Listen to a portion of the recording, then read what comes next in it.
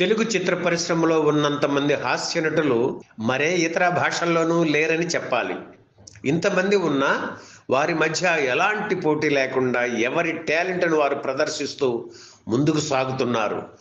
పాత తరం హాస్య నటుల్లో కస్తూరి శివరావు, రేలంగి, రమణారెడ్డి, పద్మనాభం, రాజబాబు తమ నవ్వులతో ప్రేక్షకుల మోముల్లో పువ్వులు పూయించారు.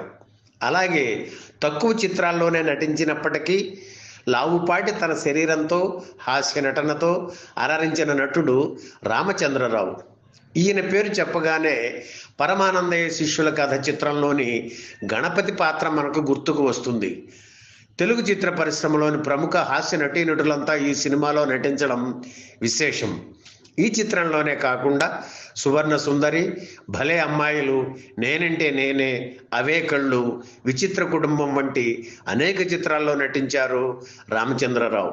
తక్కువ కాలంలోనే ఎక్కువ చిత్రాల్లో నటించి మంచి గుర్తింపు తెచ్చుకున్న రామచంద్రరావు సినీ జీవిత విశేషాలు సేకరించి మీకు ఈ వీడియో ద్వారా అందిస్తున్నాం.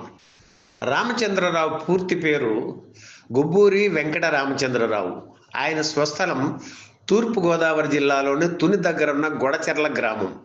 అయితే ఆయన పుట్టింది మాత్రం పిఠాపురంలో. సినిమాల్లోకి వచ్చిన తర్వాత ఆయన లావయ్యారు, కానీ చిన్నతనంలో చాలా సన్నగా ఉండేవారు. తన 8వ ఏట శ్రీకృష్ణ తులాభారం చిత్రంలో రుక్మిణీ వేషం వేశారు. కాకినాడ పిఆర్ కాలేజీలో చదువుతున్నప్పుడు లవకుశ నాటకంలో ముని బాలకుడి వేషం వేశారు రామచంద్రరావు. ఆసక్తికరమైన విషయం ఏమిటంటే ఎన్టీఆర్ హీరోగా నటించిన తొలి తెలుగు రంగుల చిత్రం లవకుశలో కూడా ఆయన అదే పాత్ర పోషించడం. డిగ్రీ పూర్తయిన తర్వాత విశాఖ జిల్లా కలెక్టరేట్లో కొంతకాలం పనిచేశారు. అలాగే బ్రూక్ బాండ్ టీ కంపెనీలో సేల్స్ మ్యాన్గా కూడా వర్క్ చేశారు. చిత్ర పరిశ్రమలోకి ప్రవేశించాలని కానీ నటుడు కావాలనే కోరిక కానీ రామచంద్రరావుకు మొదట్లో లేదు.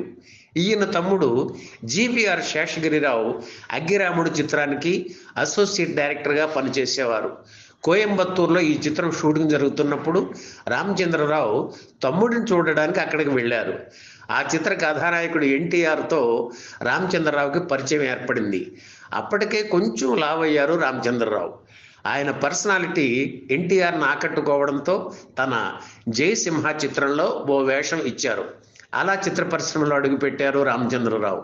ఇక అప్పటి నుంచి వరుసగా ఎన్నో చిత్రాల్లో నటించారు. తెర మీద తన భారీ శరీరాన్ని ఆయన మోసుకొస్తూ కనిపిస్తే చాలు ప్రేక్షకులు ఫక్కున నవ్వేవారు. రాజమకుటం, లవకుశ, సువర్ణ సుందరి, భక్త ప్రహ్లాద, ఉమ్మడి కుటుంబం, పరమానందయ్య శిష్యుల కథ, నేనంటే నేనే, విచిత్ర కుటుంబం తదితర చిత్రాల్లో రామచంద్రరావు నటించారు. తెలుగులోనే కాకుండా తమిళ, హిందీ భాషల్లో కూడా నటించారు. రాజమకుటం చిత్రంలో నటిస్తున్నప్పుడు హాస్యనటుడు పద్మనాభంతో ఏర్పడిన పరిచయం వారిద్దరిని మంచి మిత్రులుగా మార్చింది. ఇక అప్పటి నుంచి పద్మనాభం రేఖ అండ్ మురళి పతాకంపై ప్రదర్శించిన శాంతి, కాళహస్తి మహాత్మ్యం, మనోహర, అల్లూరి సీతారామరాజు తదితర నాటకాలకు నిర్వాహకుడుగా రామచంద్రరావు పనిచేశారు. ఆ తర్వాత పద్మనాభం నిర్మాతగా మారి నిర్మించిన దేవత, పొట్టి ప్లీడరు, మర్యాద రామన్న చిత్రాలకు తెర ముందు తెర వెనుక పనిచేశారు రామచంద్రరావు. ఎన్టీఆర్ సొంత నిర్మాణ సంస్థ ఎన్ఐటీలో నందమూరి త్రివిక్రమరావు దగ్గర నేర్చుకున్న అంశాలు ఈ చిత్రాలకు ప్రొడక్షన్ వ్యవహారాలు చూడడానికి రామచంద్రరావుకు ఎంతో ఉపకరించాయి. రామచంద్రరావు నటుడు, నిర్మాణ సారథి మాత్రమే కాదు, జ్యోతిష్య, హస్త సాముద్రిక సంఖ్యాశాస్త్రంలో కూడా మంచి ప్రవేశం ఉండేది. ఎన్నో చిత్రాల ప్రారంభోత్సవాలకు, విడుదల తేదీలకు ఆయన ముహూర్తాలు పెట్టేవారు. ఆ రోజుల్లో కొన్ని పత్రికలకు వార, మాస ఫలాలు రాస్తుండేవారు రామచంద్రరావు. తను కూడా నిర్మాతగా మారి ఎస్వి రంగారావు ప్రధాన పాత్రధారిగా 1971లో బస్తీ కిలాడీలు చిత్రం నిర్మించారు. అలాగే 1972లో విజయ్ చందర్, విజయలలిత కాంబినేషన్లో బస్తీ బుల్బుల్ చిత్రాన్ని కూడా తీశారు. ఈ 2 చిత్రాలకు ఆయన తమ్ముడు శేషగిరిరావు దర్శకత్వం వహించారు. హాస్య నటీనటులందరితో లారెల్ అండ్ హార్డీ చిత్రాల తరహాలో సంపూర్ణ హాస్య చిత్రాన్ని నిర్మించాలని ఆయన అనుకున్నారు, కానీ అది నెరవేరలేదు.